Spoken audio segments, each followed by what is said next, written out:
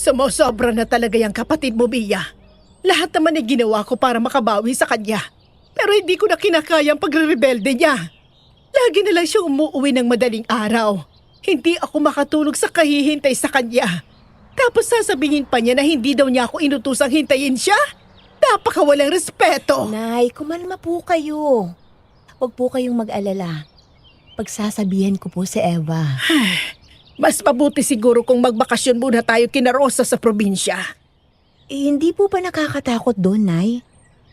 Nasabi po ni Aling Rosa last time na bawal daw gabihin sa baryong yun. Yun nga ang dahilan kung bakit ako nagdesisyong dalhin si Eva roon para magtino.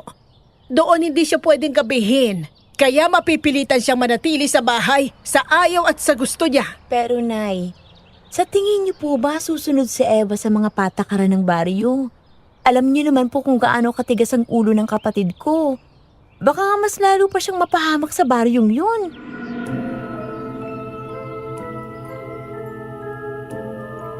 Kapag ang anak ay nagrebelde dahil sa kasalanan ng magulang, disiplina ba ang sagot o mas malalim na pag-unawa? Kung ikaw ang nasa sitwasyon ni Aling Ruth, galit na galit sa iyo ang anak mo dahil iniwan mo siya noong bata pa lang siya. Hanggang saan ang kaya mong gawin para mapatawad ka niya? Paki-comment ang inyong mga sagot sa ibaba. Excited kaming mabasa ang mga ito. At kung ikaw ay naiintrigang malaman ang nakakaantig na kwento ng mag-ina, halina't sabay-sabay tayong makinig hanggang dulo. Magandang araw sa lahat ng avid listeners ng Kwentong Takip Silim, lalo na po sa inyo, Sir Jupiter. Itago niyo na lang po ako sa pangalang Mia. Ako ay 40 anyos at kasalukuyang naninirahan sa Pampanga. Pinili ko pong palitan ng mga tunay na pangalan, lugar at tao sa kwentong ito para maprotektahan ang seguridad ng mga kasalukuyang naninirahan sa baryong yun. Hanggat maaari, ayoko rin na may makakakilala sa amin ni Eva. Bago po tayo magsimula, gusto ko lang pong ipaalam na ang sulat na ito ay ipinadala lamang sa Kwentong Takip Silim. Kaya kung maririnig ninyo man ito sa ibang channel, huwag magdalawang isip na i-report ito. Maraming salamat po. Ang kwentong ibabahagi ko po sa inyo ay nangyari 1 dekada na ang nakalipas. Ang totoo niyan, avid listeners din kami ni Eva sa channel ninyo. Kaya sa tagal ng pagkikinig namin, nagkaroon kami ng inspirasyon na ibahagi ang aming karanasan dahil sa tingin namin, may aral itong kapupulutan ng lahat. Nagsimula ito nang magbakasyon kami sa baryo ng tiyahin ko, ang baryong bawal gabihin. Sa umpisa, hindi talaga ako sang-ayon sa desisyon ni nanay, pero dahil gusto ko rin na mapatino ang kapatid ko, nakumbinsi niya rin ako. Ang hindi namin alam noon, isang malaking dilubyo lang pala ang naghihintay sa aming tatlo.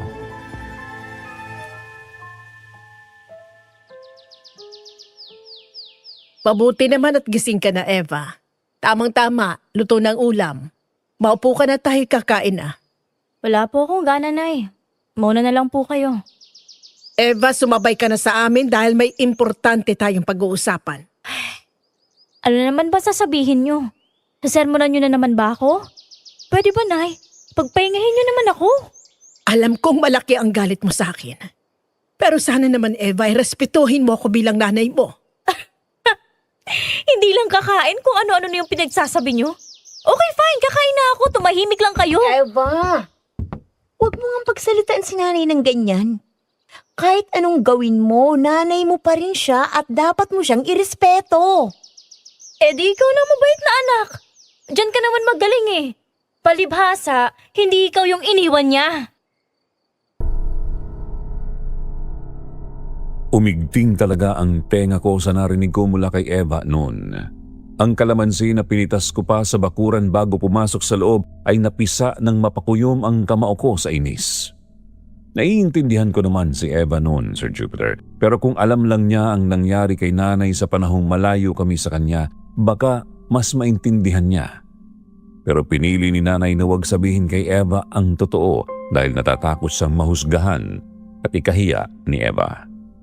Nangako naman ako na mananatiling lihim ito kay Eva.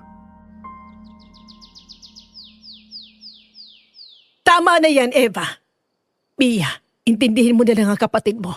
Ayoko na magtalo pa kayo dahil sa akin. Pasensya na po, Nay. Nadala lang talaga ako. Alam nyo, wala naman tayong magiging problema eh. Kung ahayaan nyo lang ako sa gusto ko. Ang importante, umuwi pa rin ako rito. Kahit pakiramdam ko, wala akong pamilya. Mabuti pa kumain na tayo. Lalamig na tong nilagang baboy na niluto ko. Napabuntong hininga na lamang ako noon nang makita kung gaano kahaba ang pasensya ni nanay kay Eva. At sobra akong nadudurog sa ginagawa ng kapatid ko sa kanya. Nang makaupo na kami sa harap ng hapagkainan, nauna nang magsandok si Eva pagkatapos naming magdasal. Halatang gutom ito sa bilis ng pagsubo niya. Mukhang alak lang yata ang ginawang hapunan ng kapatid ko kagabi. At madaling araw na rin siyang nakauwi. Nagkatingi na naman kami saglit ni nanay bago siya nagsalita. Eva, napagdesisyonan ko magbakasyon muna tayo sa probinsya, doon kay Rosa. Para naman makalayo muna sa ingay dito sa syudad at makalanghap ng sariwang hangin. Total wala ka pa namang pasok ngayon. Ano? Magbakasyon? Nay! Nay, nandito po ang buhay ko at mga kaibigan ko. Kung gusto nyo, kayo na lang po. Huwag nyo na ako idamay. Para din to sa iyo, Eva.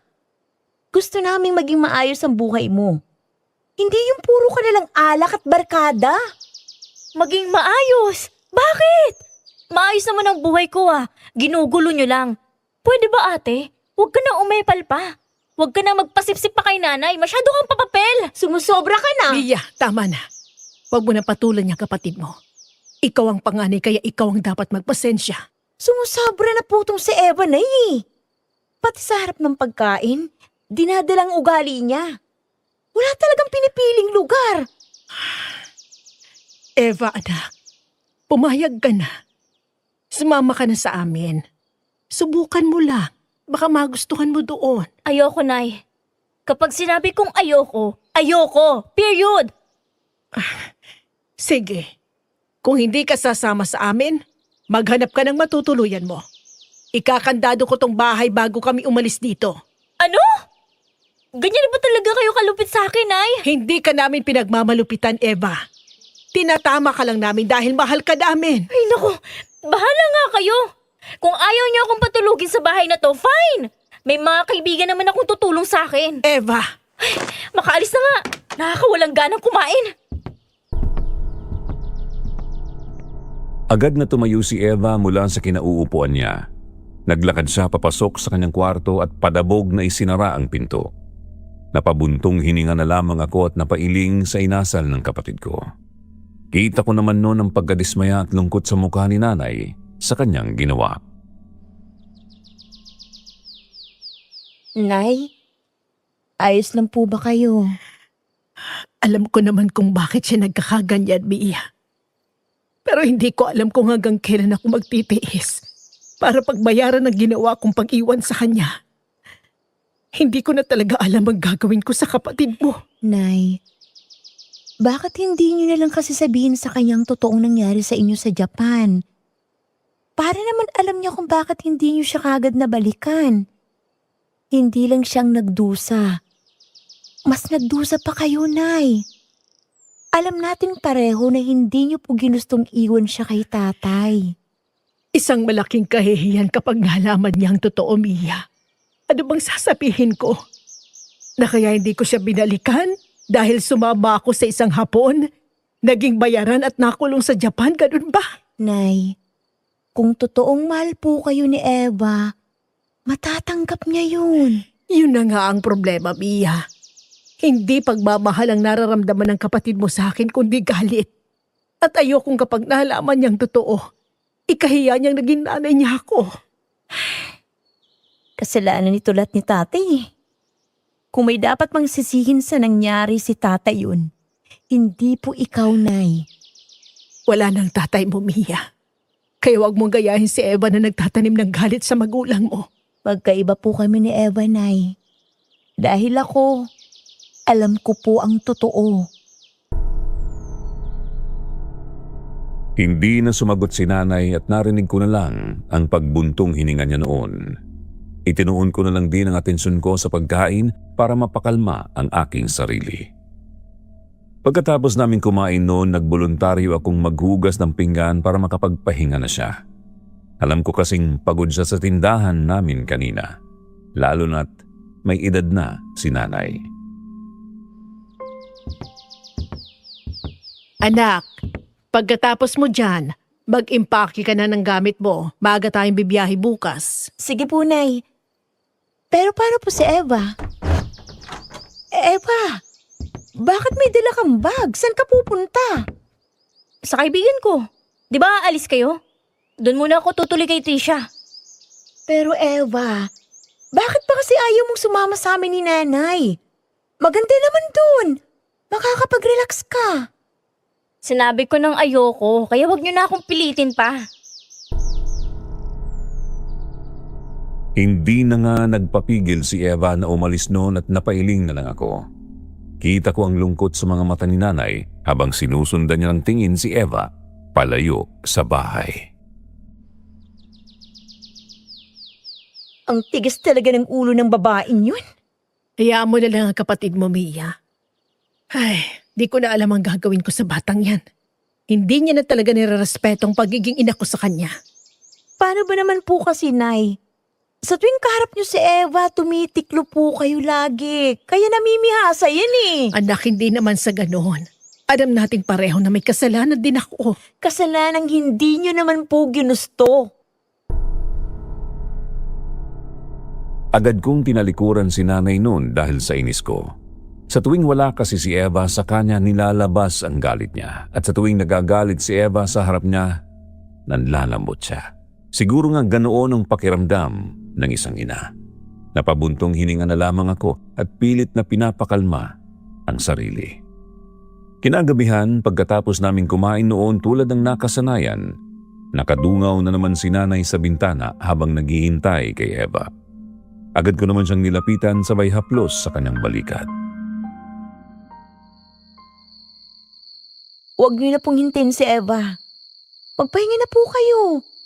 Siguro naman nasa bahay na yun ang kaibigan niya. Aalis na tayo bukas, Mia. Maiiwan natin ang kapatid mo. Nagdadalawang isip tuloy akong tumuloy. Siya kasi ang isa sa mga dahilan kung bakit tayo magbabakasyon doon. Nay, kung ano man po ang desisyon niyo, dun po ako. Ay, salamat anak. Salamat dahil kahit papaano naramdaman kong naging mabuti akong ina dahil sa iyo. Hindi ako nagkamali sa pagpapalaki sa iyo, anak. Ay, nako, nagdadrama na naman ang nanay ko. Siyempre naman po, Nay. Isa po kayong napakabuting ina. Ipinagmamalaki ko po kayo, Nay. Kahit na alam mong Nay, hindi yun naging kakulangan sa pagiging mabuting ina niyo sa akin. Kaya wag niyo pong isipin ang bagay na yan. Parte na po ng nakaraan yun. Mahigpit akong niyakap ni nanay noon at kung kaya ko lang sanang kumbinsihin si Eva na huwag magtanim ng galit sa kanya, ginawa ko na. Sobrang mahal ko si nanay. Sa kabila ng pinagdaanan naming dalawa, nakaya niyang itaguyod ako mag-isa. Napabitaw naman kami pareho noon sa isa't isa nang marinig ang boses ni Eva sa labas. Buksan niyo to! Sandali lang, nandiyan na. Ate! Ang magaling kong ate. Lasing ka na naman, Eva. Akala ko ba nandun ka sa bahay nila, Trisha? Kailan ka ba talaga magtitino, ha? Trisha? Mga plastic sila! Akala ko totoo silang kaibigan. Pero alam mo bang ginawa nila, ha? Pinagkaisa nila ako! Sinulot lang naman ng babaeng yun ng boyfriend ko. Si Edward na nga lang ang meron ako. Inagaw pa ng traitor na yon! Eva, kumalma ka. Lasing ka lang at kailangan mo ng pahinga. Hindi ako lasing, ate. Nakainom lang ako. At kahit malasing man ako, ang linaw-linaw sa akin. Naniloko ako ng lalaking mahal ko kasama ang babae pinagkatiwalaan ko. Mga hayop sila! Tama na, bunso. Mabuti pa sumama ka na lang sa probinsya para makalayo muna sa kanila. Para makapag-move on ka. Kailangan mong kalimutan ang mga taong nanakit sa'yo. Wala akong sagot na narinig nun kay Eva kundi ang pag-iyak. Humagulgul siya ng iyak noon habang yakap-yakap ko siya. Gusto kong maramdaman niya noon na kahit hindi kami nagkakaintindihan, mahal ko pa rin siya. Inalalayan ko siya sa kwarto at marahang hiniga hanggang sa nakatulog kami sa tabi ng isa't isa. Kinaumagahan nagising ako at nagulat nang makita siyang nag-iimpake kaya agad akong tumayo at tinanong siya. Sasama ka na ba sa amin, bunso? Wala naman akong choice eh. Tinalikuran na ako ng kaibigan ko. Kaya mas mabuting hindi ko muna makita ang mga pagmumukha nila. Tama yan. Siguradong maaaliw ka dun sa baryo at siguradong matutuwa si nanay nito. Tulad ng inaasahan ko, tuwang-tuwa si nanay nang malamang sasama si Eva sa bakasyon. Masaya na rin akong makita ang saya sa kanyang mukha nun, kahit alam kong iba ang dahilan ni Eva kung bakit siya napilitang sumama.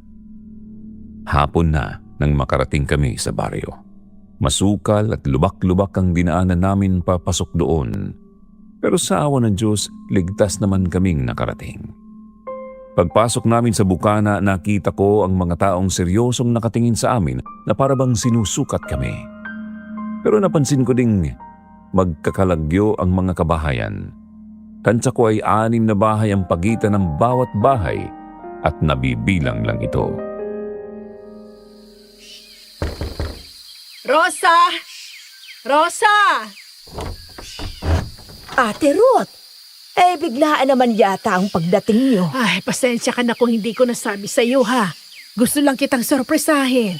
Ikaw talaga, ate, oo. Hindi ka na talaga nagbago. O siya, tuloy kayo sa loob at nang maipaghanda kayo ng merienda. Salamat, Rosa. Mag-anak, tara na sa loob. Opo, Nay. Eva, halika na. Nakita ko si Eva na palinga-linga sa paligid at parang walang narinig. Kaya agad ko siyang nilapitan at napansin kong may pagtataka sa kanyang mukha.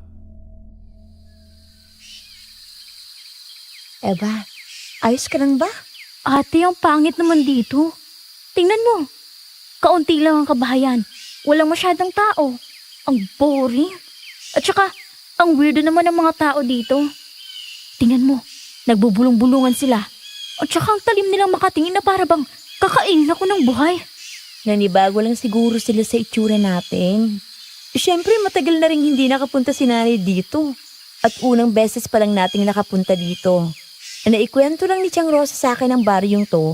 Nung huli niyang punta sa bahay, ang sabi niya, bawal daw lumabas kapag gabi sa baryong to. Ano? Ibig sabihin, hindi ako pwedeng gumala dito tuwing gabi? Wala man lang bang mapapasyalan dito? Wala man lang bar? Sa tingin mo ba may bar sa ganitong kaliblib na lugar, ha? Sigurado ako magtitino ka rito. Ay, ano ba yan? Nakakainis naman. Hindi na pala sana ako sumama rito. Mag-anak, ano bang ginagawa niyo dyan? Pumasok na kayo rito sa loob. Eva, tara na. Ay, oo na. Buti na lang talaga hindi nagmatigas si Eva noon at sumunod naman siya sa akin papasok sa loob. Napatingin naman ako sa buong paligid. Napakalinis ang bahay ni Tiang Rosa kahit hindi yun kalakihan. Umupo kami noon sa upuang gawa sa kawayan at inabutan naman kami ng isang platong saging na umuusok pa sa init. Tamang-tama ang dating niyo. Mainit pang saging na nilaga ko. Magmerienda muna kayo. Ay, salamat, Rosa. Wala ka pa rin ipinagbago. Ikaw pa rin ang pinakapaborito kong kapatid. Sus, nambobola ka pa, ate. Siya nga pala. Ang bilis ng panahon na, no? Hindi ko akalaing dalaga ng mga anak mo. Oo, itong si Mia malapit ang lumagpas sa kalendaryo. Nay! 27 pa lang po ako, malayo pa po. Ay dako, kahit na iha, dapat sa edad mong yan, nag-aasawa ka na. Wala pa po sa isip kong bagay na yan, Chang. Pihikan pala itong anak mo, ate. Ikaw naman, Eva. May nobyo ka na ba? Ang personal naman po ng tanong nyo. Eva, Pasensya na ate. Naboboring lang talaga ako. talagang mababagot ka rito kung hindi ka sanay. Pero huwag kang mag-alala. Bukas na bukas, isasama ko kayo sa bukid para makapamasyal kayo rito sa baryo. Bukid! Oo, iha. Sa ngayon, magmeryenda muna kayo. Ubusin nyo yan. Aayusin ko lang ang magiging kwarto nyo. O siya, sige na, maiwan ko muna kayo dito, ate, ha? Tutulungan na kita, Rosa, para naman makapagkwentuhan tayo. O siya, sige, ate. Tara, sumunod ka sa akin.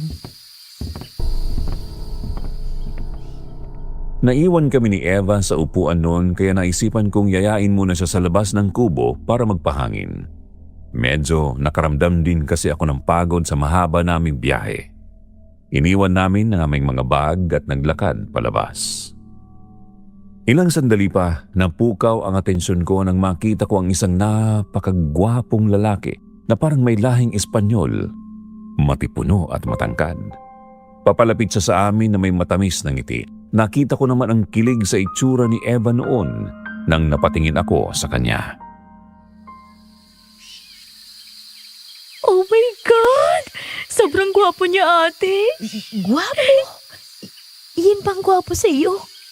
Ordinaryo lang naman ang itsura niya na. Basta. Ang pogi niya ate. Palapit na siya dito. Ano, okay bang eyes ko ha? Eva, ano ka ba? Di ba niloko ka nga ng boyfriend mo? Hindi ka pa ba nadadala sa lalaki, ha? Ate naman eh. Di ba ito naman ang gusto nyo? Na sumama ako rito. Pati ba naman dito kukontrahin mo ako? Ayoko lang masaktan ka ulit. Magandang hapon sa inyo mga binibini. Ipagpaumanhin ninyo ang aking pangangahas kung kayo man ay aking naabala. Nais ko lamang ipabatid ang aking pagkakakilanlan at magandog ng taimtim na pakikipagkaibigan sa inyo. Ha?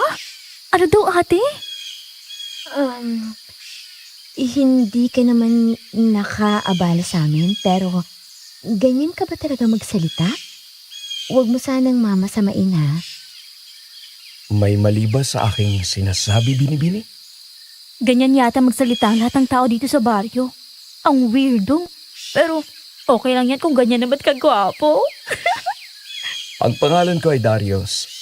Kayo, maaari ko bang malaman ang mga pangalan ninyo? Ako si Eva. Ikaw naman, binibini.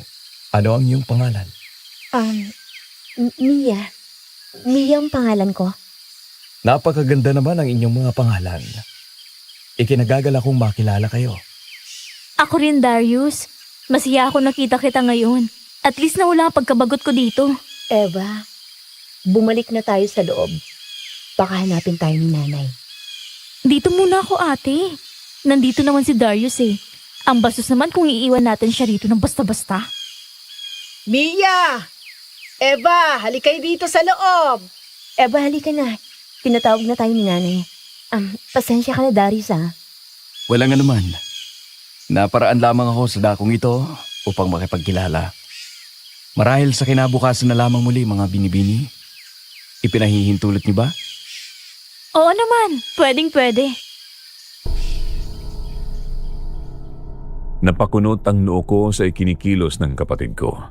Sa itsura pa lang ng lalaking yun, parang mahirap na siyang pagkatiwalaan. Ang mga tingin niya sa akin at kay Eva ay yung tipong hindi mo kayang makipagtitigan kaya bahagya akong yumuko nun. Para siyang karakter na lumabas mula sa isang lumang libro o parang sinaunang taong nabuhay muli kung magsalita dahil malalim ang bawat salitang binibitiwan niya. Di ko alam, Sir Jupiter, pero may kakaiba sa lalaking yun. Napaka-misteryoso at yun ang unang beses na makakakilala ako ng taong ganoon magsalita. Kaya kahit nakapasok na kami sa loob, hindi pa rin siya naalis agad sa isip ko. Mia, Ayos ka lang ba, anak? Mukhang malalim yata ang iniisip mo. Huwag mong sabihin gusto mo rin siya, ate. Gusto? Sino? May hindi ka pa sinasabi sa akin, anak.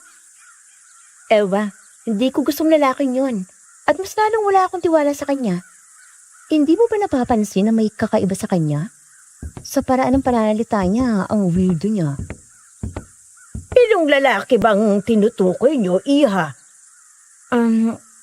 Si Darius po. Lumapit po kasi sa amin kanina at nagpakilala. Ang weird po ng pananalita niya. Para bang sinaunang tao kung magsalita. Sobrang lalim. Iwasan niyo ang lalaking yan, Iha. Walang kahit isa rito sa baryo nagtitiwala dyan. Po? Bakit naman po? Dayo lang kasi yan dito. Ang sabi, may amnesia daw. Pero simula nang dumating yan dito, sunod-sunod na ang pagkawala ng mga dalaga dito sa baryo. Wala naman kaming ebidensya. Pero maikutob talaga ako na may kinalaman ng lalaking yan sa nangyari. Kaya mag-iingat kayo. Naiintindihan niyo ba ako? Opo, Chang. Kahit naman po ako, wala talaga akong tiwala sa lalaking yun. Pero wala tayong karapatang humusga sa kanya, ate. Tulad ng sinabi niyo, wala kayong ebidensya. So bakit na siya pagbibintangan? Sa bagay na hindi niyo naman sigurado kung siya talagang may gawa, di ba? Eva! Aba, pagsabihin mo itong anak mo, Ate Ruth. Hindi ko gustong pananalita niya. Baka hindi ko yan matensya. Ang akin lang naman, pinag-iingat ko sila dahil ayokong matulad sila sa ibang mga dalaga.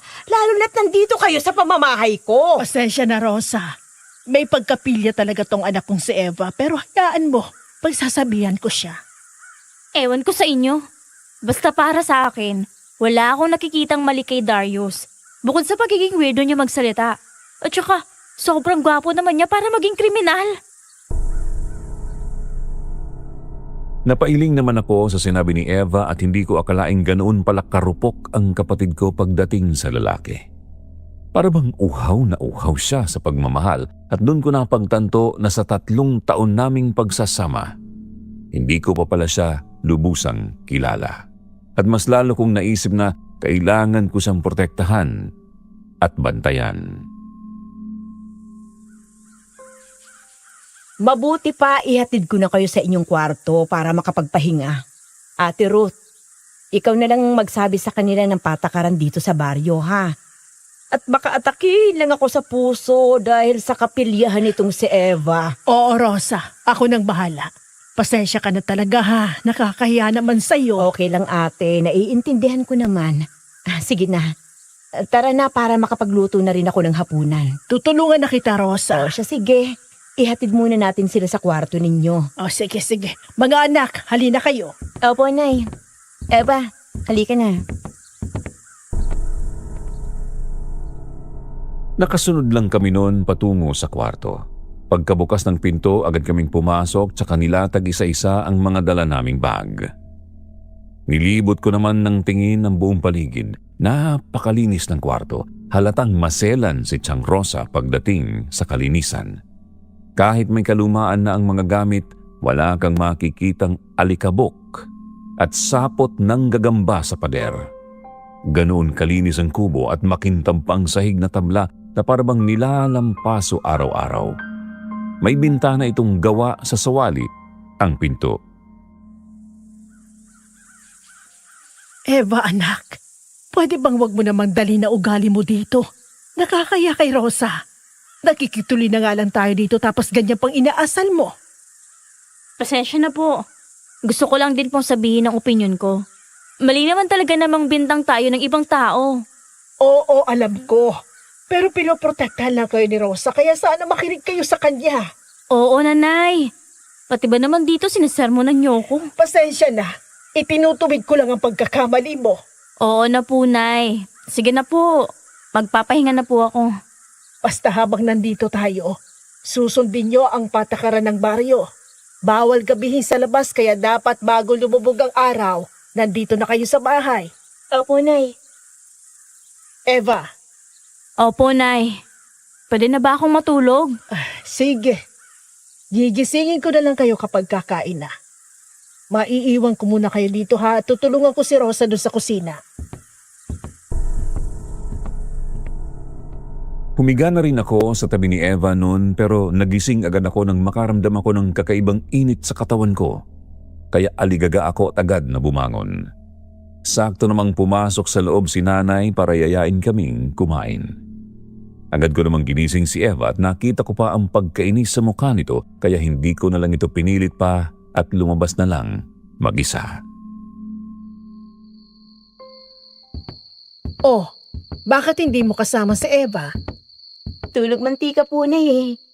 Hindi ko na lang po ginising. Halatang napagod po sa biyahe. Sige. Ipagtitira ko na lang siya ng pagkain para mamaya. Sige po, inay. O siya, halika na. Kumain na tayo. Kumain ka ng marami, iha. Alam kong paborito mo yung tortang talong. Salamat po, Chang. Mabuti ka pa, mabait. Magkaiba talaga kayo ng bunso mong kapatid. Mabait naman si Eva, Rosa. Kaso malaki ang galit niya sa akin kaya naging ganyan ang ugali niya. Hanggang ngayon ba, hindi pa rin niya maintindihan kung bakit mo siya iniwan? Niligtas mo lang naman ang sarili mo sa demonyo niyang tatay.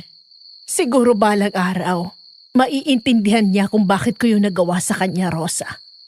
Sa ngayon hinahabaan ko talagang pasensya ko. Hindi ko susukuan ang anak ko, Rosa. Naniniwala naman ako magkakaayos din kayo, ate. Pero siguro kailangan mo ring disiplinahin si Eva.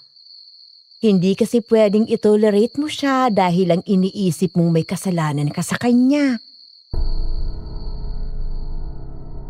Napabuntong hininga na lang si nanay sa sinabi ni Chang Rosa.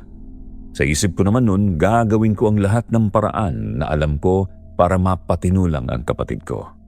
Alam kong hindi namin siya pwedeng sukuan. Pagkatapos namin kumain noon, nagpaalam na kami sa isa't isa para makapagpahinga. Pagpasok ko nun sa kwarto, naramdaman ko na naman ang kakaibang init sa katawan ko. Ramdam ko ang tumutulong pawis kaya aligaga talaga ako. At napansin naman yun ni nanay. Mia! Anak, bakit aligaga ka yata dyan? Nay, sobrang init po kasi. Hindi ko maintindihan. Tingnan niyo po, oh. Pawis na po ako. Mabuti pa, magpalit ka na ng damit. Sandong isuot mo. Maghihilamos po sana ako eh. Saan po kayang banyo dito? Ay, nasa tabi lang ng kusina. Gusto mo bang samahan kita? Ay naku, wag na po. Kaya ko na po, Nay. Magpahinga na lang po kayo dyan. O, sige na. Magpapalit din ako ng damit. Heto ang tuwalya. Sige po, Nay. Salamat po. Dahan-dahan akong naglakad papunta sa banyo dala ang tuwalyang ibinigay sa akin ni nanay. Bawat hakbang ko ay rinig na rinig dahil lumang tabla ang sahig ng kubong yun. Pagdating ko sa kusina, nakita ko agad ang pinto ng banyo sa gilid. Pagpasok ko, nakaramdam ako ng takot na hindi ko maintindihan nang makitang may mga siwang ang gitna ng kawayang pader sa loob. Huminga ako ng malalim para pakalmahin ang aking sarili. Niisip ko na lang noon kung bakit ako matatakot kung nasa loob naman ako, di ba? Pero habang binubuhusan ko ng tubig ang katawan ko noon, nakaramdam ako na parang may nakatingin sa akin kaya napatingala ako sa itaas at nakita ko ang maliit na butas sa gilid na nalalagyan lang ng screen na panangga sa insekto. Wala naman akong nakita noon hanggang sa matapos na ako at suot ko na ang tuwalya nang bigla akong makarinig ng pag-angil sa itaas ng banyo. At doon ko nakitang nilalang na maitim ang muka, mapupula ang mga mata, may matutulis na pangil at sungay kaya napasigaw ako noon sa takot. Halimaw! Halimaw! Nay! Etiang Rosa! May halimaw po sa itaas! Oh, Diyos ko! Mia! Anong halimaw? Ano ba nangyayari sa'yo? Anak, ayos ka lang ba? Bakit ako tatakot ka? May halimaw po ako nakita sa itaas ng banyo. Nakakatakot ang itsura, Chang. Ay, Diyos ko. Teka, titingnan ko. Wala naman akong nakita, Mia. Imposible po, Chang. Nakita po ng dalawang mata ko. Mapupula ang mga mata niya. Matutulis ang pangil. May dalawang sugi na parang demonyo. Nakakatakot po. Ay, siguro nga tama ang sinasabi ng anak ng kapitbahay naming sa Aurora. Parehas na parehas ang nakita ninyo. Kaya ibig sabihin, hindi lang siya gumagawa ng kwento. Kaya po ba bawal gabihin dito sa bahay niyo, Chang? Ay, ang totoo niyan, hindi yan ang rason kung bakit nagkaroon kami ng patakarang bawal gabihin. Ginawa ang patakarang yan simula nang may mga kultong napadpad dito sa baryo namin noon. 1 dekada nang nakalipas. Sa katunayan, ikaw at ang anak ni Aurora lang ang nakakita sa sinasabi mong halimaw. Ang ibig sabihin lang nito, may bago na namang banta sa baryong ito. O Diyos ko, nakakatakot naman po pala dito. Rosa, delikado na pala dito. Gusto mo bang sumama na lang sa amin pauwi? Ate, sanay na ako dito at dito na ang buhay ko. Tsaka sa awa naman ng Diyos, ligtas naman ako dito. Basta wag lang tayong magbubukas ng bintana at pinto. Matibay naman itong pinto ng kubo para hindi mapasok ng halimaw na yon. First time ko pong makakita ng ganun, Chang. Huwag ka nang matakot, Mia. Kumalma ka. Teka, kukuhanan kita ng tubig. Anak, wala kang dapat ipag-alala. Ligtas tayo dito sa loob. Tsaka wala na naman ang sinasabi mong halimaw. Baka napadpad lang yung dito. Bakit gising pa kayo?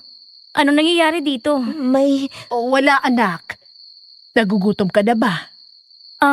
Opo. Bigla pong kumalamang sikmura ko. May makakain pa po ba dyan? Ay oo naman. Tinakpan ko sa mesa ang pagkain mo anak. Kumain ka na. Napakunot noo ako sa sinabi ni nanay noon. Hindi ko maintindihan kung bakit niya ako pinigilan na sabihin ang nakita ko. Pero bago pa ako nakapagtanong sa kanya, bumalik si Chang Rosa na may dalang isang basong tubig at iniabot yun sa akin. Eto ang tubig, iha. Salamat po, Chang. Ipapaalala ko lang sa inyo na huwag kayong magbubukas ng bintana sa kwarto nyo. Maging maingat na lang tayo, Ate Ruth. Oo, Rosa. Pero Nay, bakit hindi niyo po sinabi kay Evang nakita ko? Anak, alam mo naman ang kapatid mo. Kapag nalaman niya ito, baka matakot pa siya't umuwi. Alam mo naman ang pag-iisip niyan, hindi ba? Para sana maging aware siya na hindi siya dapat gumagala sa baryong to basta-basta. Baka mamaya, dalhin na naman niya ang ugaling lakwatsyere niya dito sa baryo at mamroblema pa tayo. Alam naman niya ang patakaran dito sa baryo, anak. Tsaka wala naman siyang pwedeng puntahan dito o mga kaibigan. Walang mga bar dito. Kaya nga dito ko siya dinala para maglagay sa bahay at magtinho. Ewan ko ba, Sir Jupiter, pero hindi ako naging kumbinsido sa sinabi ni nanay, lalo na't alam kong palaging nakakagawa ng paraan ang kapatid ko para makaalis sa bahay. Pero sa kabilang banda, naniniwala naman ako sa sinabi niya na wala namang mapupuntahan ng kapatid ko sa baryong to, lalo na't mga dayo lang din kami dito. Pagkatapos ng aming pag-uusap noon, natapos na rin si Evang kumain at sabay-sabay kaming pumasok sa loob ng kwarto. Nauna na akong humiga at nagsimula na naman ang init na nararamdaman ko. Pero wala akong magawa nun kundi tiisin yun at ipagdasal ko na lang na makatulog ako. Hanggang sa hindi ko na malayang nakatulog ako. Nagising lang ako nang marinig ko ang boses ni Nanay at Eva. Eva, hindi mo pa kilala ang lalaking yan. Ayoko lang na mapahamak ka, anak. Mapahamak? Eh di ba napahamak na ako dahil sa kapabayaan nyo? Wala na pong mawawala sa akin, Nay. Matagal na akong binaboy ng sariling tsuhin ko. Binaboy? Ano bang pinagsasabi mo, Eva? Kung inaakala niyong galit lang ako dahil sa pag-iwan niyo sa akin, nagkakamali kayo. Alam niyo ba kung bakit galit na galit ako sa inyo? Gusto niyo bang malaman ng totoo? Oo, Nay! Binaboy ako ni Chong Gusting. Paulit-ulit. Hindi lang isang beses, kundi gabi-gabi sa loob ng 4 na taon! Nanlaki ang mga mata ko sa sinabi ni Eva. Hindi ko alam kung paano magre-react noon at sumikip talaga ang dibdib ko. Hindi ko akalaing hindi lang pala pagmamalupit ni Chang Berden ang naranasan niya kundi pati pambababoy ng asawa nito. Doon ko mas lalo nga intindihan ang lalim ng sugat sa puso ni Eva. Kung bakit ganoon na lamang ang galit niya kay nanay dahil hindi lang pala si nanay ang nagdusa noon kundi pati siya at ang masaklap sa murang edad pa lang niya. Gusto kong yakapin si Eva noon pero huli na dahil bigla siyang tumakbo palabas. Nagkatinginan naman kami ni nanay at halatang nanlumo rin siya sa narinig.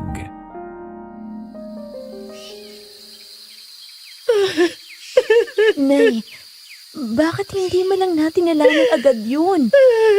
Ang buong akala natin, si Chang Berden lang ang may atraso kay Eva. Pero pati palang asawa niya, demonyo. Napakawalang hiya nila. Bakit hindi ko malang agad nalaman ang totoo? Kaya pala gano'n na lang ang galit ni Emma sa akin. Nagigipihan na rin pala ang buhay niya sa mag-asawa. Nay, tahan na po. Wala naman pong may gusto sa nangyari. Ate Ruth, teka, umiiyak ka ba, ate?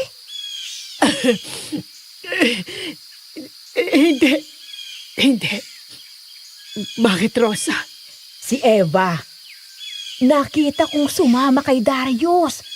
Pinapauwi ko pero ayaw makinig sa akin. Puntahan mo nga ang kapatid mo, Mia.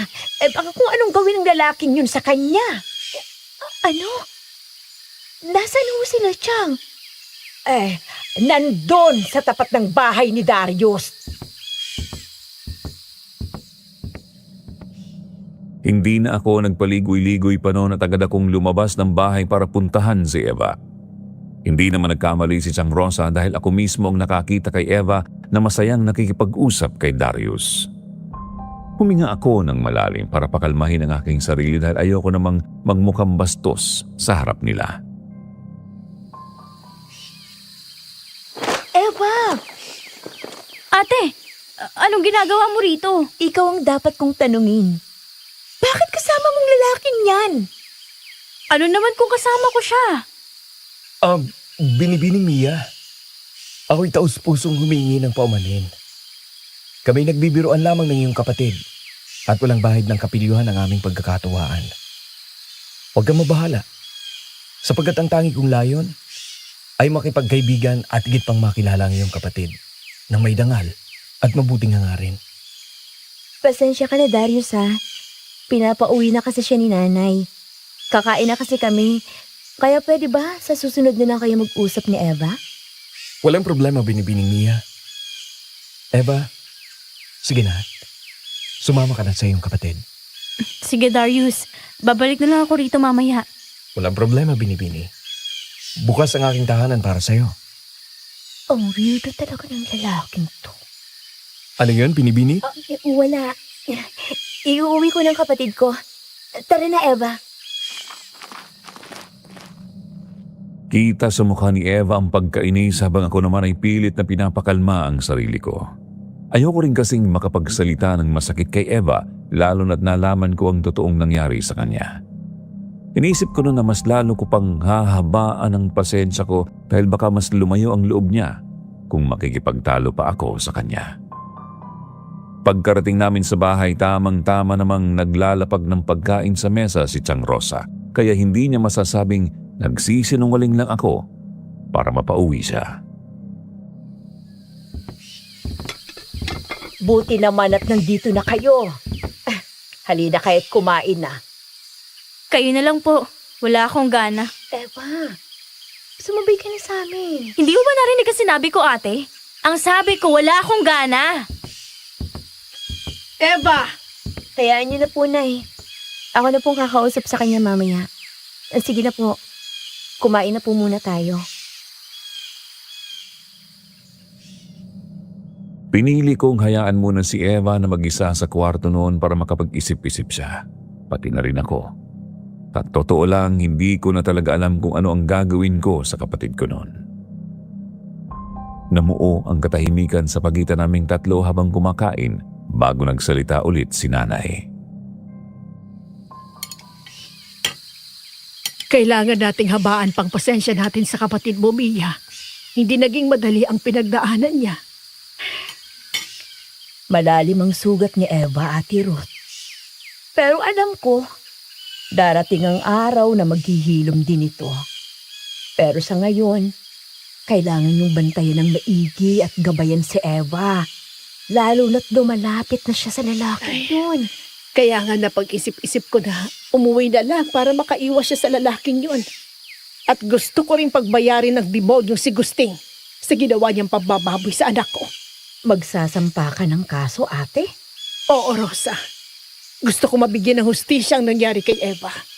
Hindi ko sila mapapatawad sa ginawa nila sa anak ko. Naiintindihan kita, ate, kahit hindi man ako naging ina. Kailan niyo ba balak umuwi? Bukas din, Rosa. Hindi na ako makapaghintay pa. Sumangayon naman ako noon sa sinabi ni Nanay lalo na't kakaibang pakiramdam ko sa lalaking yon. May kutob kasi akong may iba pa siyang motibo kay Eva, kaya dapat lang na umuwi na lang kami kaysa manatili pa dito.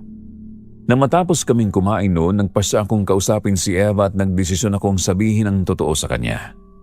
Panahon na rin siguro na malaman niya ang totoong nangyari kay Nanay kaya hindi namin siya agad nabalikan. Eva, pwede ba tayong mag-usap? Tungkol sana naman ba, ate? Hindi ka pa ba nakontento sa ginawa mo kanina? Eva, alam kong galit ka sa amin ni Nanay. Pero gusto ko lang malaman mo na sobrang mahal ka namin. Wala kang ibang ginusto kundi maging maayos ka. Maging maayos?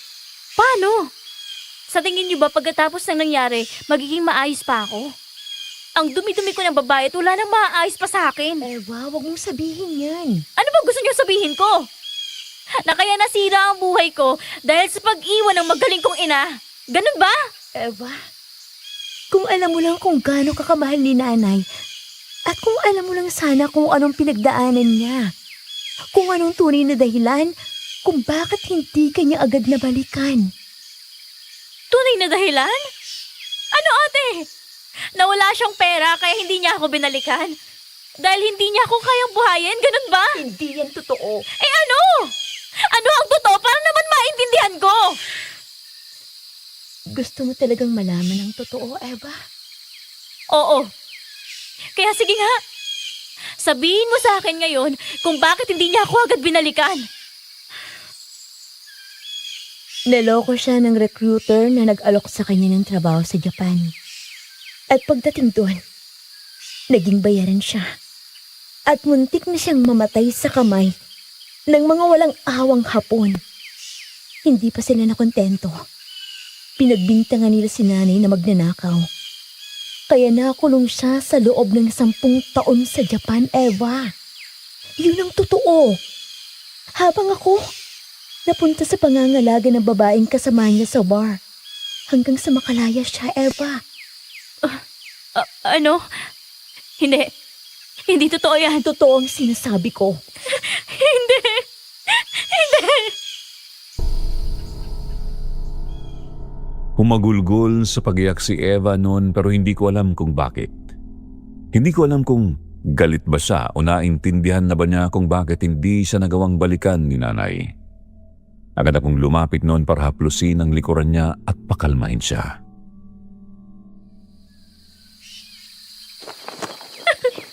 Sana. Ayoko nakikita kang umiiyak. Bakit nilihim niya sa akin to, ate? Dahil ayaw ni Nanay na husgan mo siya at ikahiya mo siya. Ganyan na ba ako kasama sa kanya, ate? Hindi ka masamang anak, Eva. Alam ko, kahit may galit ka kay nanay, mahal mo pa rin siya.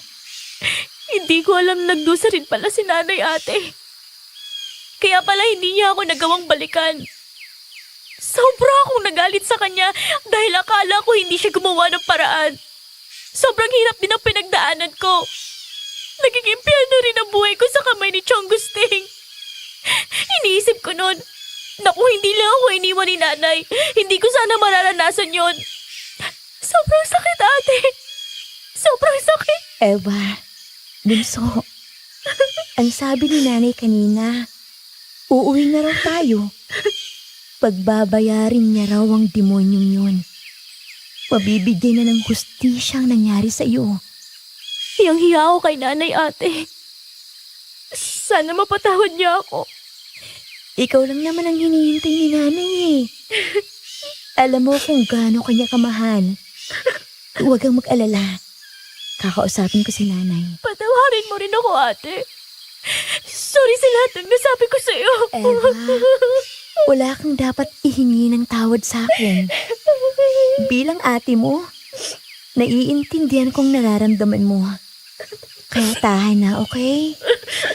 Huwag ka nang umiyak, bunso. Teka, kukuha lang ako ng tubig. Dito ka lang, babalik ako.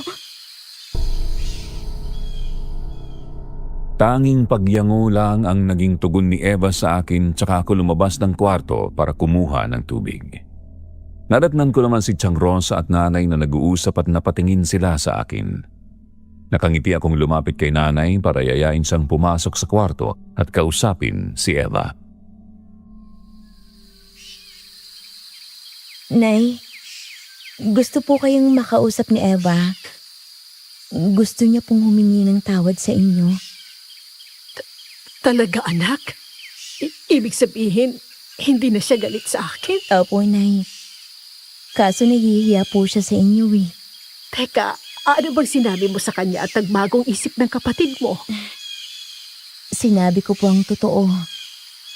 Sinabi ko po sa kanya ang nangyari sa inyo sa Japan. Ano? Bakit mo naman ginawa yun? Nay, wala na po kayong dapat ikatakot. Tanggap po lahat ni Eva at sa katunayan, mas naintindihan pa niya kung bakit hindi niyo siya agad nabalikan nun. Pero, Sige, Nanay. Puntahan niyo po siya sa kwarto. Mauna na po ako sa inyo. Kukuha lang po ako ng tubig. sige Mia. Walang mapaglagyan ang tuwa ko noon, Sir Jupiter. Habang iniisip kong magkakaayos na rin sa wakas sina nanay at Eva. Pero yun ang akala ko. Dahil nang papasok na ako sa kwarto noon, biglang bumukas ang pinto at lumabas si nanay. Wala naman dito ang kapatid mo, Mia. Ano ho? Kanina lang iniwan ko pa siya dito sa kwarto. Nagpaalam pa nga ako na kukuha ng tubig kasi umiiyak po siya. Pero wala siya, Mia. Ibig sabihin, nagdadrama lang si Eva kanina? Pero imposible naman yun. Kitang-kita ko kung paano siya nasaktan at umiyak. Baka bumalik siya sa bahay ni Darius. Biglang kumulo ang dugo ko sa narinig ko mula kay Chang Rosa. Hindi ko akalaing magsisinungaling ang kapatid ko. Parang ang hirap paniwalaan na nagdadrama lang siya, Sir Jupiter. Kumaripas ako ng takbo pabalik sa bahay ni Darius. Sa mga oras na yon, nadala na ako ng emosyon kaya pagkarating ko sa pintuan, kumatok ako ng malakas. Ilang beses din yon bago binuksan ni Darius ang pinto. Binibining Mia, ano't naparito ka sa aking abang tahanan? Nasaan ang kapatid ko? Ilabas mo ang kapatid ko! Kapatid, wika mo?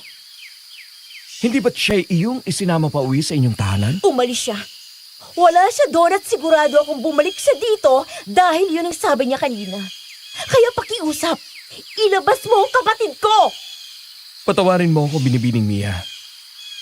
Datapat isang mabigat na paratang ang iyong ibinabato sa akin. Wala akong nalalaman ng guilt sa kinaroroonan ng iyong kapatid. Ni hindi siya sumilong sa aking pamamahay.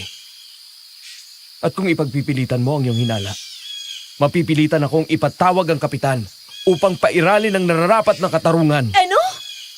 Ikaw pa talagang may lakas loob magpatawag ng kapitan? Talastas mo na mataas ang aking paggalang sa mga kababaihan, Binibining Mia. Kaya't wag mo sanang subukin ang hangganan ng aking pagtitimpi. Agad akong napayuko nang magtama ang aming mga paningin. Hindi ko kinayang makipagtitigan sa kanya at bigla na lamang uminit ang pakiramdam ko. Narinig ko naman noon ang boses ni nanay mula sa likuran. Anak, mukhang nagsasabi naman siya ng totoo. Baka wala talaga si Eva dyan. Pero Nay, nasaan ho siya? Hindi ko rin alam. Mabuti pa'y libutin na lang natin ang buong baryo at magtanong-tanong. O baka naman nagpahangin lamang yun sa bukid. Pero Nay, hindi niya kabisado ang mga daan dito. Kaya nga hahanapin natin siya, Mia. Baka naligaw na yon. Tutulong ako sa paghahanap kung pahihintulutan ninyo. Salamat, iho. Ituturo ko sa inyo ang daan papunta sa bukid kung nais ninyo. Sa ilang oras ng aming paghahanap, hindi pa rin namin nakita si Eva. Kahit anino man lang niya. Pero habang naglalakad kami, may napansin ako. Parang naliligaw kami dahil pabalik-balik lang ang daan na dinadaanan namin. Doon ako nagsimulang makaramdam ng kaba, lalo na't wala akong tiwala kay Darius. Parang paulit-ulit lang ang daan na dinadaanan natin ah. Oo nga, anak. Yan din ang napansin ko. Darius, iho, hindi ba't alam mo ang pasikot-sikot na daan dito? Magpatuloy lamang tayo sa paglalakad at huwag kayong mabahala. Batid ko ang mga landas sa dakong ito. Wala naman yata dito si Eva. Bumalik na lang tayo sa baryo. Baka nakauwi na siya. Hindi na kayo makakabalik pa.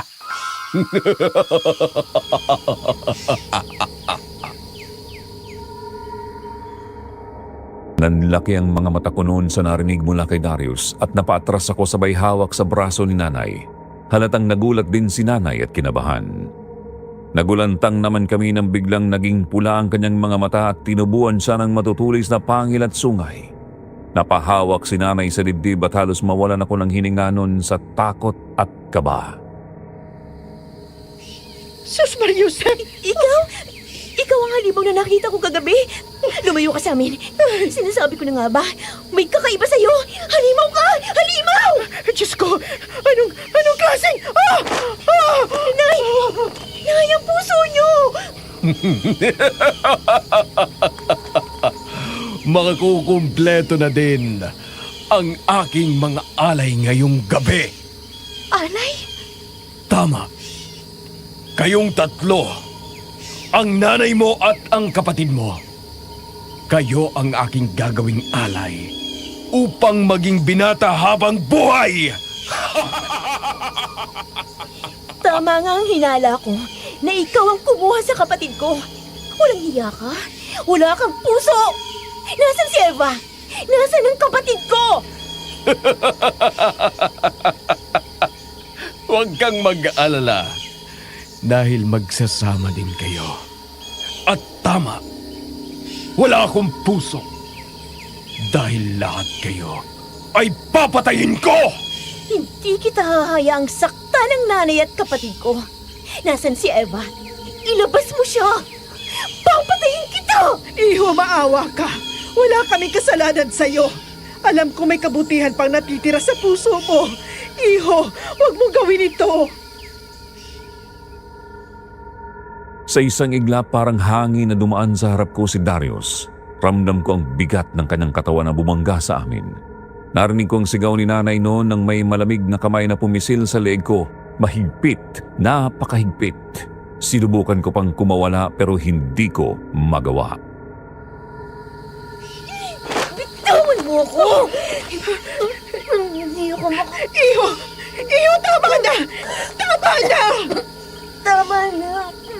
Tama na!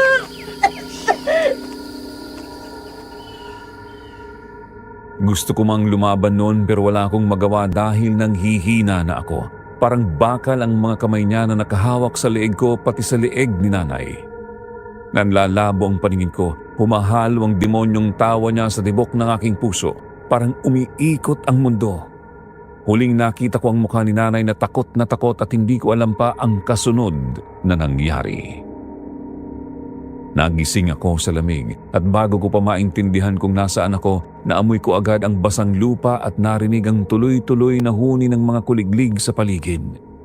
Mabigat ang ulo ko at parang may kumakabog sa sentido ko. Dahan-dahan kong iminulat ang mga mata at puro anino ng matataas na puno ang nakikita ko. Tinatamaan ng liwanag ng buwan mula sa madilim na langit. Sinubukan kong alalahanin ang nangyari at iginalaw ko ang mga kamay ko. Doon ko napagtantong nakatali pala ako. Doon ko rin nalamang nasa tabi ko si nanay at si Eva na nakatali din. Nanay, gising ka pa. Ayos lang po ba kayo? Iya, si Eva. Hayop talaga ang lalaking yan. Pakawalan mo kapit dito! Halimaw! Hindi ko alam kung bakit ako napunta rito. Sumilip na ako sa bintana at nakita ko siya tapos wala na akong maalala. Napako ang tingin ko kay Darius. Isang bilog ng kandila ang nakapalibot sa isang patag na bato sa gitna ng lote. Nakatayo siya sa gitna ng bilog, hawak ang isang lumang aklat na parang gawa sa balat. Ang hangin na umiikot sa paligid niya paikot-ikot na parang may sariling isip. Ang mga dahon sa lupa nagsisimulang umangat, sumasabay sa kakaibang ritmo ng mga salitang binibigkas niya. Mga salitang hindi ko maintindihan. Nakita ko naman ang unti-unting nagbabago ang mukha niya. Ang makinis at batang balat niya ay nagsimulang kumulubot. Ang mga mata niya ay lumubog at nagdilim at ang buhok niyang itim ay dahan-dahang naging puti.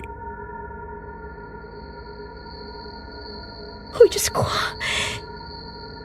Isa siyang matanda. Matanda?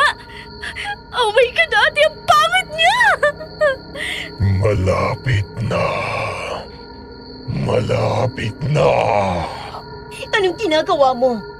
Pakawalan mo kami dito. Manloloko? Isa ka palang matanda, aswang! Tumahimik ka. Isang matinis na sigaw ang kumawala mula sa bibig niya habang itinaas niya ang mga kamay sa langit. Biglang umihip ang napakalakas na hangin. Ang mga kandila ay hindi namatay. Sa halip ang mga apoy nito ay naging kulay asul. Ramdam ko ang pagginig ng lupa sa ilalim namin. Itigil mo to! Tama na! Hindi ba ninyo nakikita? Ito ang kaparusahan. Bawat taon na aking inagaw. Bawat buhay na iniaalay. Muli nang dumarating sa akin ang kabataan.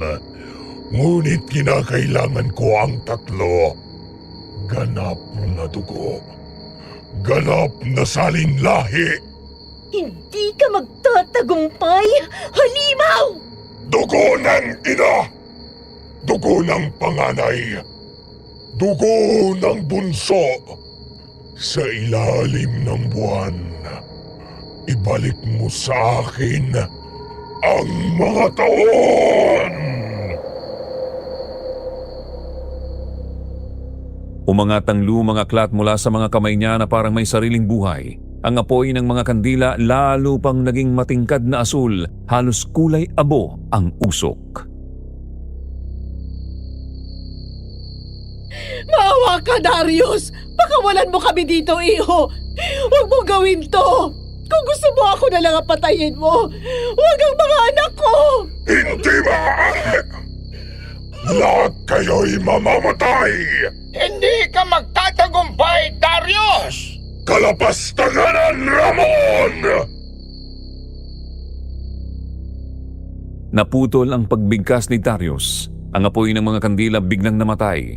Sa may entrada nakatayo ang matandang lalaking nakasuot ng bandana.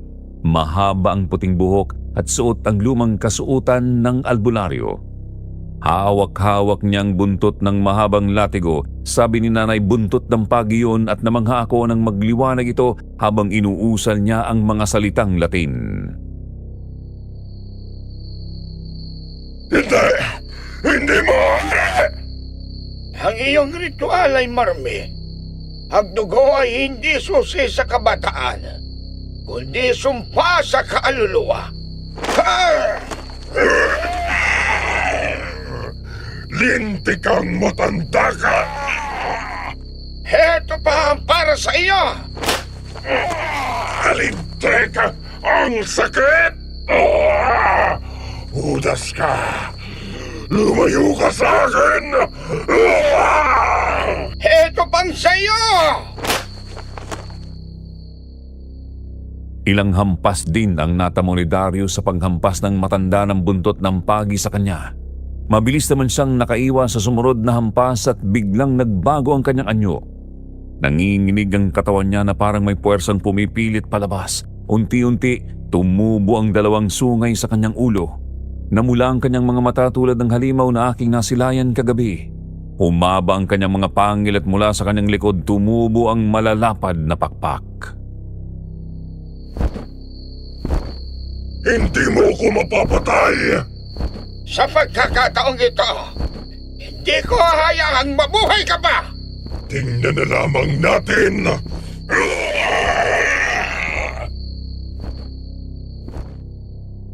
Sa sobrang bilis ni Darius, hindi agad nakaiwas si Apo Ramon. Isang iglap lang tinamaan siya at tumilapon palayo. Bumagsak siya sa lupa at gumulong hanggang sa may puno.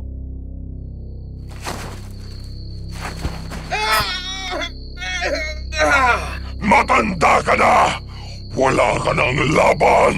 Hanggat humihinga ako, lalaban ako, Darius.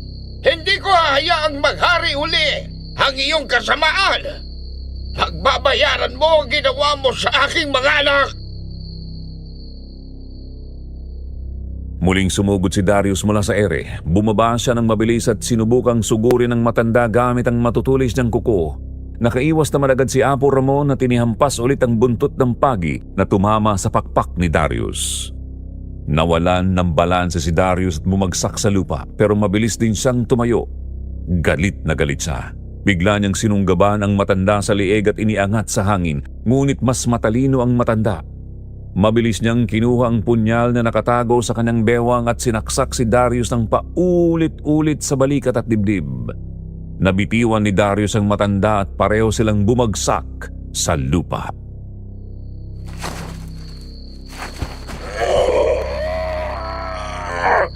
Ano ang ginawa mo?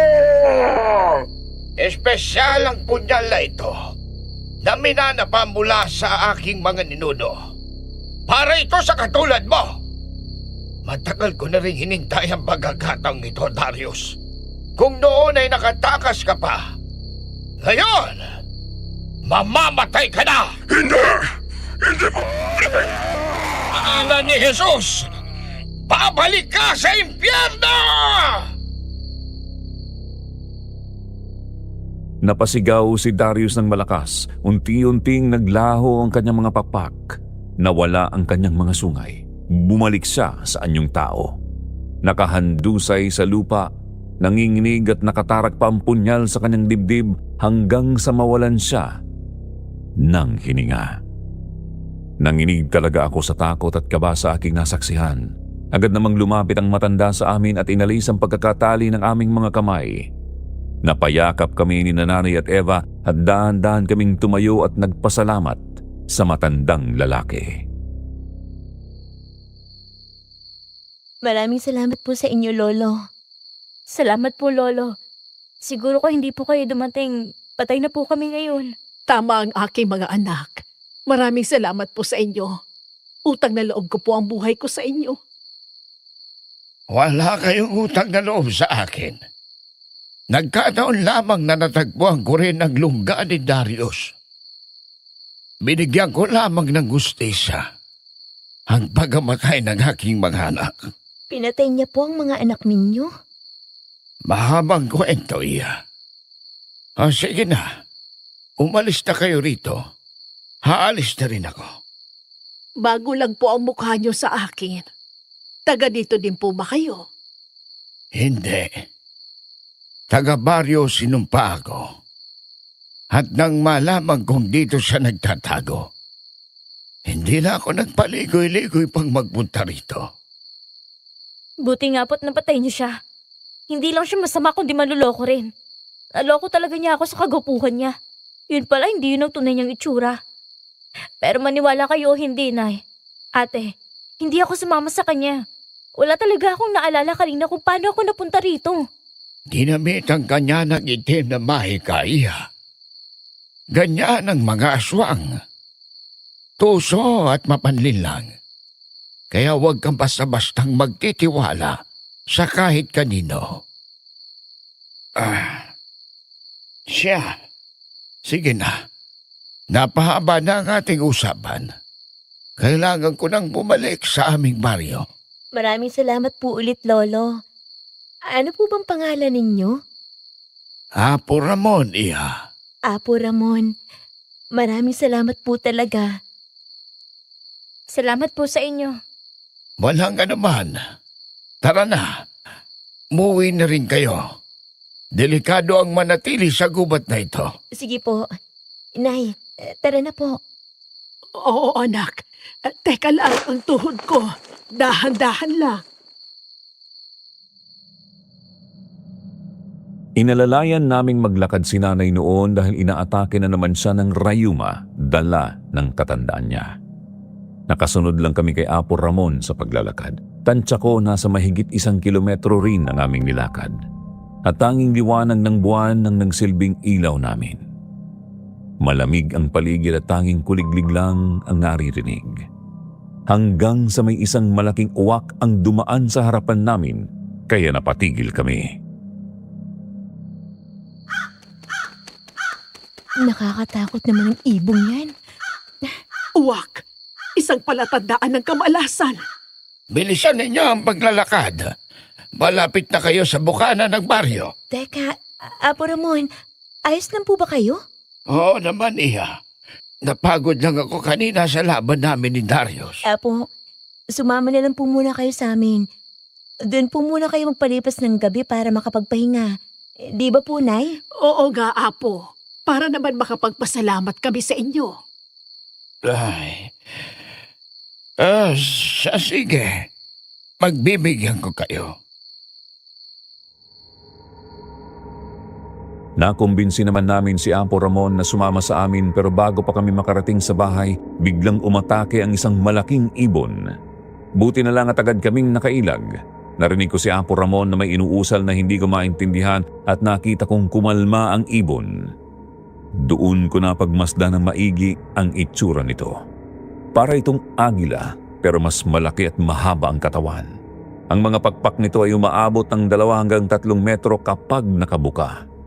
Mahaba at matalim ang tuka at ang mga mata, kulay dilaw. Kanina uwak.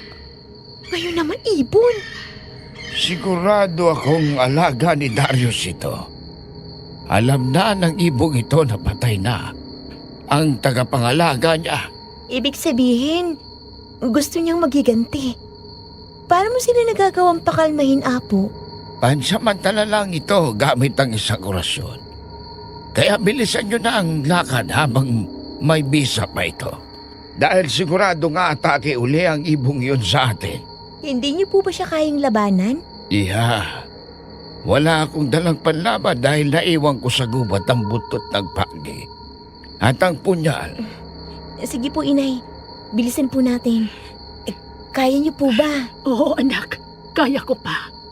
Ay, Diyos ko. Ano bang nangyayari? Bakit nangyayari sa atin ito? Kasalanan ko lahat ng ito. Huwag na kayong magsisihan. Hindi ito ang tamang oras para dyan. Kita kong hirap talaga si nanay noon sa paglalakad at tinitiis niya lang ang sakit ng paa niya hanggang sa makarating na nga kami sa bahay ni Tiang Rosa. Kita ko ang pag-iling ni Eva na parabang sinisisi niya talaga ang sarili niya sa nangyari kanina. Kita naman ang pagkagulat sa mukha ni Tiang Rosa at ang pag-aalala nang makita kami. nakita ko pang hawak-hawak niya ang kanyang rosaryo. Ate Ruth, Eva, Mia, saan kayo nanggaling? Anong nangyari? Teka, sino yung kasama nyo? Siya po si Apo Ramon. Siya po ang nagligtas sa amin sa kami ng aswang na si Darius. Ate, nandiyan ang ibon. Pumasok muna tayo sa loob. Sige, tara po sa loob, Apo Ramon. Sige, Iha. Teka, ano bang nangyayari? Ano bang sinasabi niyong aswang si Darius? Diyos ko, nagsisimula na siyang umatake. Kung aswang yan, Apo Ramon, pwede po ba namin gamitin ang asin at bawang na panlaban? Yun pong napapanood ko sa TV. Oo, Iha. Kung meron kayong bawang at asin, ihanda na ninyo ang mga ito. Sige po, Apo. Anak, wag kayong lalabas. Sinisira niyang bintana. Napakalakas ang ibon na yan. Ganyan talaga kapag alaga ng itim na aswang. Heto ng bawang at asin. Para kung sakaling mapasok tayo ng aswang na yan, may panlaban tayo.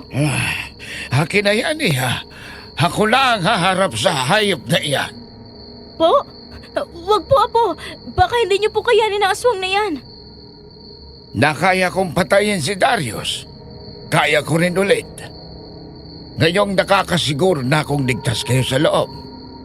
Oras na para tugisin ang aswang na yan. May balisong ba kayo? Kailangan ko ng balisong.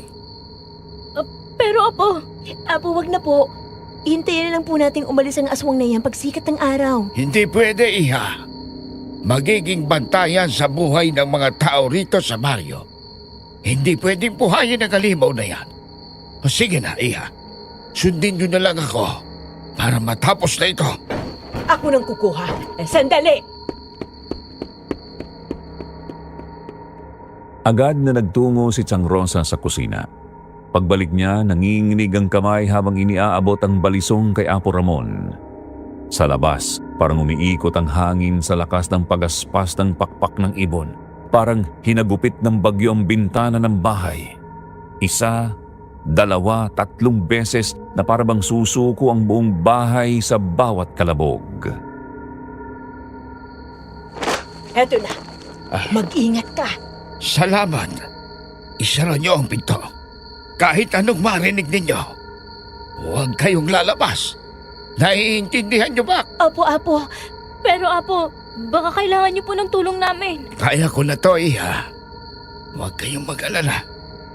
Kayo ang pinoprotektahan ko. Diyos ko, huwag niyo po siyang pabayaan. Sabihin mo nga sa akin kung ano talagang nangyari, Mia.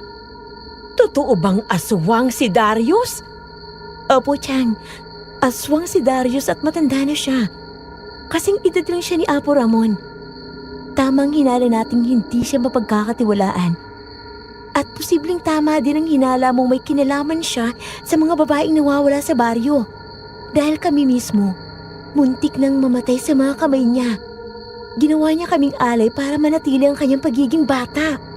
Kung ganon, posibleng ng mga babaeng yun ay ginawa niyang alay para maging ganon kagwapo, bata at itsura niya. Lintik kang halimaw ka! Si Apo Ramon, ate! Tingnan mo! Agad akong lumapit sa bintana at sumilip sa siwang kung saan nakita ni Eva ang pangyayari sa labas. Nakita kong tumilapon si Apo Ramon sa lupa nang tamaan siya ng pakpak, ngunit mabilis ang gumulong at nakabangon agad. Namangha talaga ako noon sa lakas na meron siya sa edad niya. Hindi ka makakalapit! Ang galing talaga ni Apo. Nakakabilib ang lakas niya sa tanda niyang yan. Ipagdasal na lang natin, Eva, na maging maayos ang lahat. Mia, Eva, ano ba nakikita niyo? Kumusta si Apo? Kayang-kaya po niyang tugisin ang aswang, Nay. Huwag po kayong mag-alala. Kahit pa nakita kong mukhang agrabyado na ang aswang, hindi pa rin mawala sa puso ko ang kaba, pag-aalala at takot para kay Apo Ramon. Gusto kong lumabas sa mga oras na yon para tulungan siya, pero mahigpit niyang bili na wag kaming lalabas kahit anong mangyari. Umalingaw-ngaw ang huni ng ibon. Mas matinis at mas masakit sa tenga. Sa sandaling umatras ang hayop, mabilis na lumapit si Apo Ramon at sinabuyan ito ng asin at bawang. Heto pa! Saluhin mo! Magsama-sama kayo ng amo mo sa impyerno! Sige pa, Apo! Kaya mo yan! Heto pa!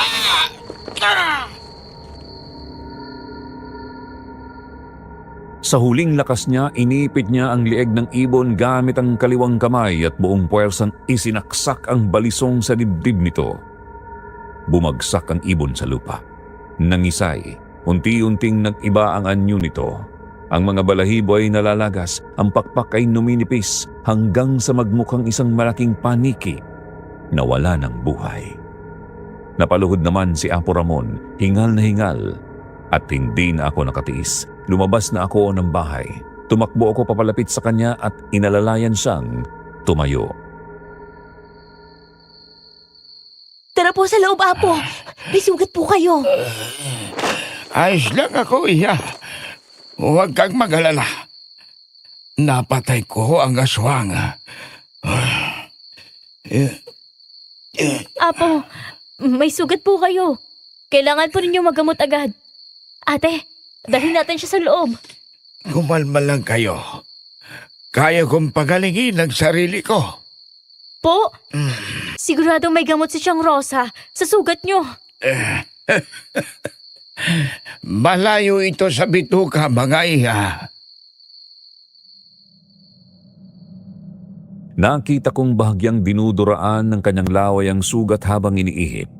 Napakunot naman ang noo ko noon sa ginawa niya at nakita kong humupa ang dugo nito at naigalaw na niya ng maayos ang braso niya. O ano? Sabi ko naman sa inyo, malayo ito sa bituka. Ang galing niyo naman po. Mabuti naman po't okay lang kayo, Apo. Wala kayong dapat na ipag-alala sa akin. Mia! Eva! Pumasok na kayo sa loob! Alalayan niyo si Apo! Apo, tara na po sa loob para makapagpahinga po kayo. Sige, Iha. Salamat. Inalalayan namin si Apo Ramon papasok sa loob ng bahay. Pag-upo niya, ramdam na ramdam ko ang bigat ng pinagdadaanan niya. Dito niya ikinuwento ng buo sa akin kung bakit naging mortal niyang kaaway ang aswang na si Darius. Apo Ramon, paano niyo po nakilala si Darius? At paano niyo po nalaman na aswang siya? Pasensya na po kung naitanong ko pero curious lang po talaga ako eh. Mahabang kwento, Mia. Gusto ko lang po sanang malaman kung okay lang po sa inyo na magkwento. Pero kung hindi, naiintindihan ko naman po. Matalik kaming magkaibigan ni Darius noon. Bata pa lang kami. Malapit kami sa isa't isa. Pero habang lumalaki, magkaiba ang pinili naming landas. Naging albularyo ako. At siya, naging aswang. Naging aswang? Ibig sabihin po ba tao siya dati? Oo, Iya. Nalulong siya sa sugal noon. At nang malubog siya sa utang niya, ibinenta niya ang kanyang kaluluwa sa pinuno ng mga aswang, kapalit ng perang pambayad sa utang. Nang una, tinanggap ko pa rin siya. Mas nangibabaw kasi sa akin ang aming pagkakaibigan noon. Pero ngayon po, itinuring niyo na siyang kaaway. Oo, dahil trinraydor niya ako. Nang mabuntis ang asawa ko, inaswang siya ni Darius at nawala ang panganay naming anak sa sinapupunan niya. At bago ko pa siya napatay, nakatakas siya. Nawala na parang bula. Grabe. Ang sakit naman po pala nang nangyari sa inyo. Nawalan po kayo ng anak. Sobrang sakit, Iha. Pero sinubukan kong bumangon noon para sa asawa ko. Nagsimula muli kami at nagkaroon ng pangalawang anak. Mahigit 2 dekada din kaming nabuhay ng payapa. Pero ang akala naming payapang buhay, biglang naging magulo nang pumasok si Dario sa buhay ng anak naming dalaga. Ginamit niya ang gwapo at bata niyang itsura noon para mapaibig ang aking dalaga. Matagal bago ko nalaman naglihim nilang pagkikita. At huli na ang lahat. Namatayan uli ako ng anak dahil sa kanya. Nakakalungkot naman po. Sa kabila ng pagpili niyo sa pagkakaibigan yung dalawa at pagtanggap niyo sa kanya, nagawa pa niya yun sa inyo. Wala talaga siyang puso. Halimaw talaga siya. Kaya nga hindi ako sumuko at tumigil sa pagtugis sa kanya. Pagkatapos ng ilang taong paghahanap, may nakapagsabi din sa akin kung nasaan siya. Kaya hindi ko na pinalampas pa ang pagkakataong yun. Para mabigyan ng hustisya ang pagkamatay ng aking mga anak. At ngayon po, nakuha niyo na po ang hustisya na gusto niyo. Nagtagumpay po kayo. At bukod pa doon, nailigtas niyo po ang buhay namin kaya sobra po kami nagpapasalamat sa inyo. Masaya akong nailigtas ko kayo, Iha. Pero mas masaya ako na nakuha ko ang hustisya para sa mga anak ko. Bago ako mawala sa mundong ito. Siguradong matutuwa po ang asawa niyo na nagtagumpay kayo sa pagbibigay ng hustisya sa anak niyo. Tama ba ako? Tama ka dyan, Chang. Wala na ang aking asawa. 4 na taon ako mag-isa. Kaya gusto ko na rin sumunod sa kanya. Pasensya na po. Hindi po namin alam. Huwag naman po kayong magsalita ng ganyan, Apo. Mabubuhay pa kayo ng matagal. Yun ang totoo. Pero iniisip ko rin na may mga tao pang nangangailangan ng aking gamutan sa aming baryo. Kaya habang kaya ko pa, mabubuhay pa ako para maglingkod sa kanila. Lalong-lalo na sa Diyos. Napangiti naman kami pareho ni Chang Rosa sa sinabi ni Apo Ramon dahil kitang-kita namin noon kung gaano kabusilak ang puso niya. Kaya hindi na ako nagtataka kung bakit sa tanda niyang yun, malakas pa rin siya. Binigyan siya ng mahabang buhay at kakayahang makapanggamot dahil nakikita ng Diyos kung gaano kabusilak ang puso niya. Matapos ang aming pag-uusap noon, nagpaalam ako para makapagpahinga. Nang papasok na sana ako sa kwarto, napatigil ako nang marinig ang pag-uusap ni Nanay at ni Eva. Patawarin niyo po ako, Nay. Alam ko po na naging salbahe po akong anak sa inyo. Pero nadala lang naman po ako ng galit nun eh. Sobrang sakit din po kasi na sinapit ko sa kami ni Chong Gusting. At iniisip ko nun na kung hindi niyo ako iniwan, hindi sana mangyayari sa akin yun. Pero sobrang hirap din pala na sinapit niyo sa Japan. Nakulong pala kayo ng mahabang panahon doon. Kaya hindi niyo agad ako nabalikan. Sorry po, Nay. Hindi ko po alam na nadudusa rin po pala kayo. Wala kang dapat ihingi ng tawad sa akin, anak. Ako ang dapat humingi ng tawad sa iyo dahil tinago ko ang totoo. Natakot ako na baka husgahan mo ako. Natakot ako na baka hindi mo matanggap na naging mayarang babae ang nanay mo. Nay, ganito na lang po. Pero kung sinabi niyo lang po sa akin ng totoo, hindi ko kayo husgahan. Pati ako, napagdaan ng gamitin ng katawan ko. Mas masaklap pa. Walang bayad at libreng-libre akong binababoy ng hayop na Gusting na yun. Huwag kang mag-alala, anak. Bibigyan ko ng hustisya ang nangyari sa iyo. Ipakukulong ko si Gusting. Wala na akong pakialam kung kapatid ko pa si Berden. Maraming salamat po, Nay. Salamat dahil hindi po kayo sumuko sa akin. Anak, hindi kita susukuan. Alam ng ate mo na hindi ko sinasadyang iwan ka doon. Wala akong pagpipilian doon kundi tumakbo palayo sa bahay habang hinahabol ako ng tatay mo ng itak. Sanggol ka pa lang noon habang nakahiga sa loob ng kwarto kaya wala akong nagawa. Gusto kitang kunin noon sa kwarto pero papatayin ako ng tatay mo kapag bumalik pa ako sa bahay na yun. Patawarin mo ako, anak. Tay, pinapatawad na po kita. Naiintindihan ko na pong lahat. Kaya wag na po kayong umiyak. Ayoko po nakikita kayong umiyak. Mahal na mahal ko po kayo. At pangako, babawi po ako sa inyo. Hindi ko mapigilang mapaluha sa aking nasaksian sa loob ng kwarto.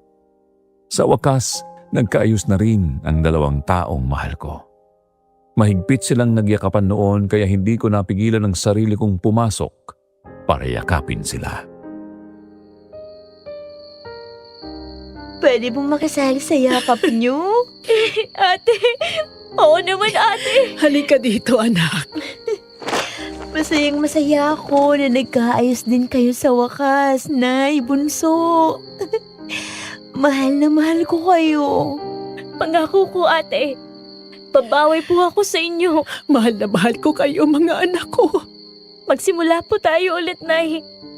Pangako po, hindi na po ako makikipagtalo sa inyo. Mahal ko po kayo. Nakakatawa ba yun, ate? Si ate naman eh. Hindi. First time kasi kitang nakitang ganyang kalambing eh. Pasensya na akong napuno ng galit ang puso ko. Pero mahal ko naman talaga kayo, nanay eh. Mahal na mahal ko po kayo. Walang mapaglagyan ang saya ko noon, Sir Jupiter. Wala nang mas sasaya pa kapag nakikita mong maayos at masaya ang inyong pamilya. Noong gabing yun, magkatabi kaming tatlo sa papag. Pero ewan ko ba, hindi ako nakatulog ng maayos dahil sa pag-iisip na baka may aswang pang-aatake sa amin sa mga oras na yon. Hanggang sa di ko namalayan, nakatulog na pala ako. Paggising ko kinabukasan, nakita kong nakahanda na ang mga bag namin sa papag. Agad akong tumayo at lumabas ng kwarto at nasurpresa ako nang makitang nagkakatuwaan si Nanay at Eva. Doon ko lang nakita kung gaano kalambing na anak si Eva. Hindi ko maiwasang manibago sa kanya noon, pero mas nangibabaw ang saya at ipinagdadasal ko na sana tuloy-tuloy na yun. Magandang umaga, Nay, bunso at Chang. Teka, si Apo Ramon po ba umalis na? Oo, kanina pa. Hindi ka na namin ginising kasi alam namin pagod ka. Oo, anak. Ay siya nga pala. Uuwi na tayo maya-maya pagkatapos natin kumain. Kailangan ko pang pagbayarin ang gusting ngayon sa ginawa niya kay Eva. Huwag na lang siguro, Nay. Kalimutan na lang natin ang nangyari. Wala rin naman ako mapapala eh. Nakuha na niyang gusto niya. Di na po mababalik ang dangal ko. Yun na nga, anak. Dawalan ka ng dangal dahil sa kahayupan niya. Kaya dapat niyang pagbayaran yun. Salamat po, Nay. Salamat po. Mahal na mahal ka namin, bunso. Kaya lahat gagawin namin para protektahan at ipagtanggol ka. Nakakaingit naman kayo. Ang swerte mo talaga sa mga anak mo, ate. Samantalang ako, nag-iisa lang sa buhay. Ay sus, dito naman kami, Rosa. Mahal na mahal ka namin. Eh kung gusto mo sumama ka na lang sa amin pauwi. Biro lang, ate. Ano ka ba? Okay lang ako dito. Masaya ako dito. At ito na ang nakasanayan ko. Dito ako masaya, ate. Kaya huwag ka nang mag-alala. Ay, kung yan ang gusto mo, Rosa. Basta tandaan mo ha, kung gusto mong bumisita sa amin, Nakabukas lagi ang bahay namin para sa iyo. Oo na ate, baka maiyak pa ako. Mabuti pa kumain na tayo at lalamig na ang sabaw. Para maaga din tayo makaalis at hindi kayo gabihin sa daan. Sige, Rosa. Baga anak, halina kayo't kakain na. Masaya kaming nagsalo-salo sa pagkain noon habang nagkikwentuhan at hindi rin nawala sa isip namin ang nangyari. Pero naging magaan naman ang pakiramdam ko pagkatapos kong makita kung paano namatay ang aswang kagabi. Pagkatapos ng aming masayang umagahan, nagpasya na kaming umuwi at nagpaalam ng may halong lungkot kay Tiang Rosa. Hanggang dito ko na lang kayo maihahatid, Ate Ruth. Mag-iingat po kayo. Mga iha, huwag niyong pabayaan ang nanay niyo, ha? Oo naman po, Chang. Huwag po kayong mag-alala. Ginawa mo naman akong matanda niyan, Rosa. Kaya ko naman ang sarili ko. Pero iba pa rin po kapag nandito po kami sa tabi mo, Nay. Aba, oo naman anak. Pero ako dapat ang mag-alaga sa inyo dahil ako ang nanay niyo. Oo naman, Nay. Ramdam naman namin ang pagmamahal mo sa amin ni ate. Di ba, ate? Oo naman, bunso. O siya, sige na. Tara na at baka magkaiyakan pa tayo dito.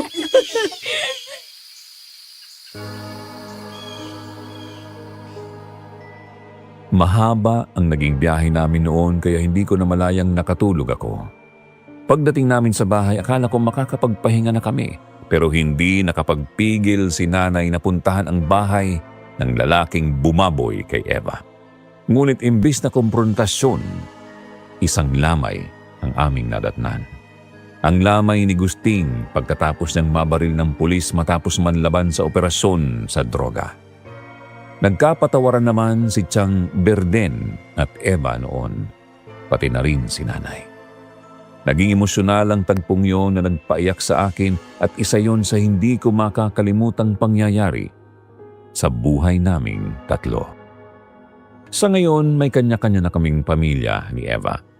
May maliit akong bigasan at siya naman ay may tinayong babuyan kasama ang kanyang asawa. Mabait at responsable naman pareho ang aming mga asawa. Kaya swerte kami pareho sa kanila. Si nanay naman nakatira sa puder ni Eva. Pinili niya kasing makasama si nanay sa iisang bahay para makabawi sa lahat ng panahong nawala sa kanila. Habang ako naman ay bumibisita sa kanila tuwing linggo para sabay kaming makapagsimba. Muli, ako po si Mia at dito ko na po tatapusin ang aking kwento. Salamat po Sir Jupiter at sa bumubuo ng kwentong Takip Silim. God bless you all. Mga kaibigan, ng kwentong ito ay nagpapatunay kung gaano kalalim ang pagmamahal ng isang ina para sa kanyang anak at kung gaano din kaimportante ang pagiging totoo at walang tinatagong sikreto sa iyong pamilya. Kahit may mga pagkakataon man na nauunahan tayo ng ating takot na mahusgahan ng iba, pero lagi sana nating tandaan ang pamilya, ang una at huling makakaintindi sa atin. Higit sa lahat, hindi lahat ng sugat kayang paghilumin ng panahon. May mga sugat na maghihilom lang kapag nagkaroon ng kasagutan ang mga tanong.